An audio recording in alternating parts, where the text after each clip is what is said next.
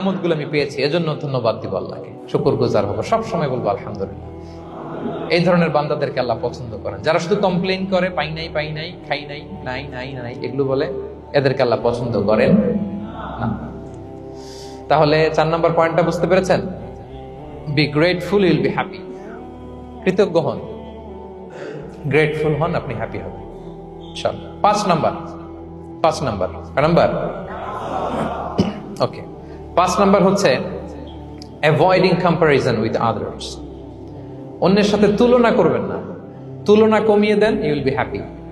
নিজে কেউ না, অন্য কেউ না, তুলনা করবেন না। অনেকে আমরা তুলনা করি, নিজের স্ত্রীকে আরেক নারীর সাথে, নিজের সন্তানকে আরেক সন্তানের সাথে, নিজের ভাইকে আরেক মানুষের সাথে করে তাকে ছোট করি। করেন এরকম? করবেন না। অনেকে দেখবেন ছেলে মেয়ে একটু ভালো পড়াশোনা করে নেই, বলে যে কি করলি তুই, ওই দেখ পাশের বাড়ির ওই ছেলে A+ পেয়েছে, যা তার পা ধোয়া পানি খা। কমন কথা, ওর কি খা? পা ধোয়া পানি খা।